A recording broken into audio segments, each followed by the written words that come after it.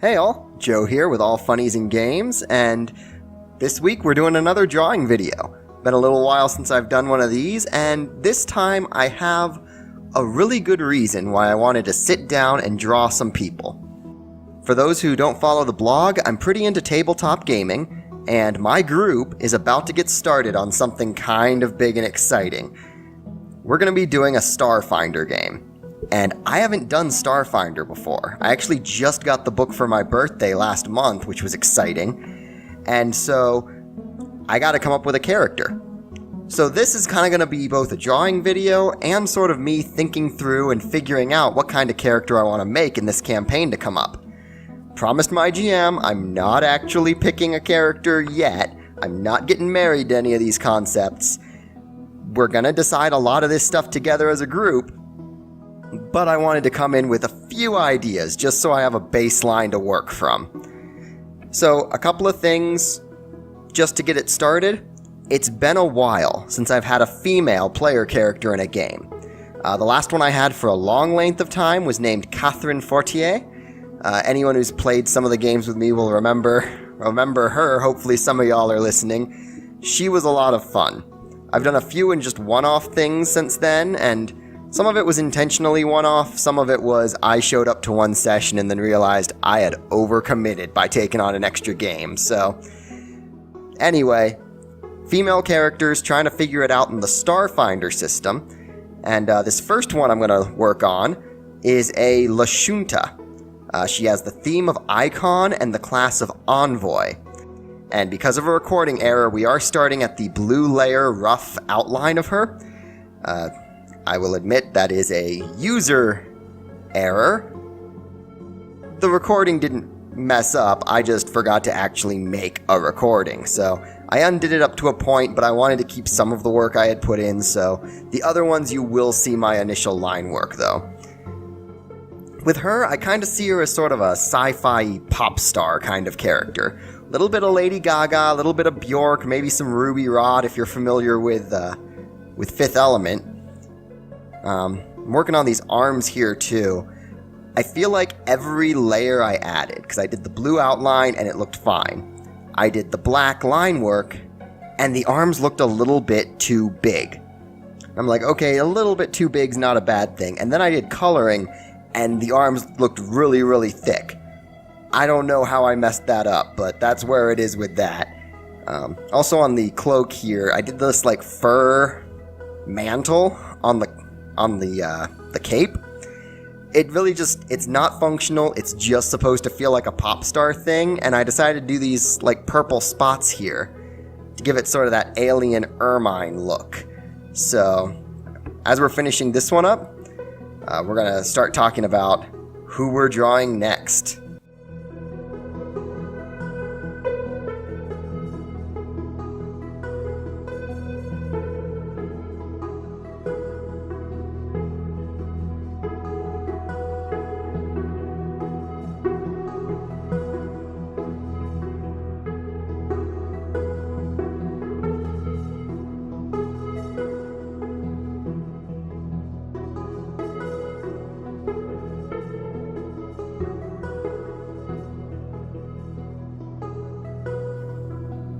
So this next one we're going to be drawing is a human. The theme is Ace Pilot, and the class is Solarian. So that Solarian class is like someone who has magical abilities based on solar radiation energy. Seemed like a lot of fun, and seemed like the kind of person who would want to be flying in space often. You know, some sort of mystical commune with the stars. Yeah, you should be a Ace Pilot with that. So this one we do get the blue layer rough. I remembered to get it right this time. I don't actually know why I gave her an eye patch. It just felt right. She needed a little something. So I have this jumpsuit. It is tied at the waist. She's kind of got that Shell from Portal look. But I think it worked for someone who's going to be a little more rugged, a little less made up. Very different character from the pop star Lashunta. And I should say, too, I'm not naming these characters yet. I cannot name a character this early in the brainstorming process. They've got to be fully statted, and then I gotta stare at them for like 2 hours trying to think of the perfect name, and then I come up with something dumb anyway. This one doesn't have makeup on. Like I said, very different character from that envoy I drew before. But to give it some sort of visual interest in this one, she is going to have freckles. And not just facial freckles, those are going to go down around the collarbones, on the shoulders.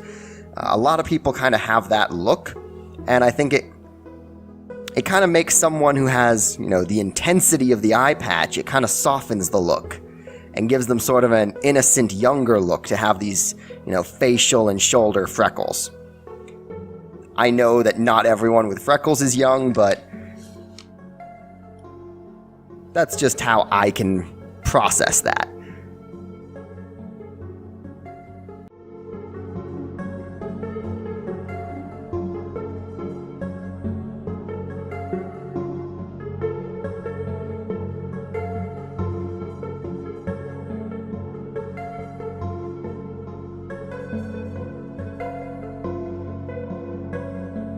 Okay, so this last one we're going to be doing is race is android.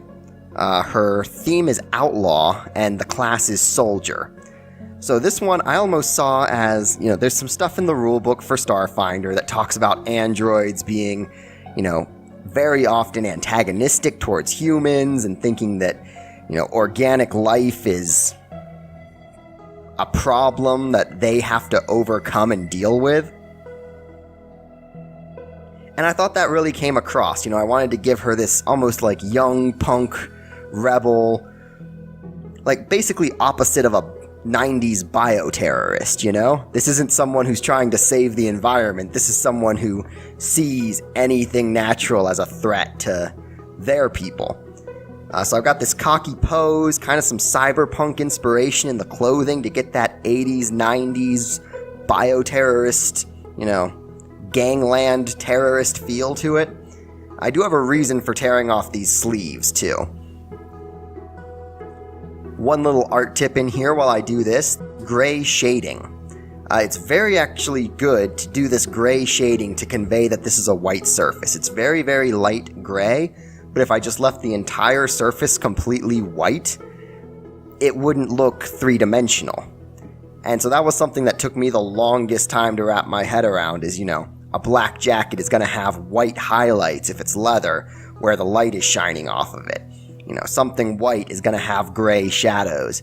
And, to some extent, I kind of get shadowing, but some of the ones where it's like, how do you do the light highlights on black, or how do you do the dark shading on white, still doesn't feel natural to me. I'm still kind of getting around that.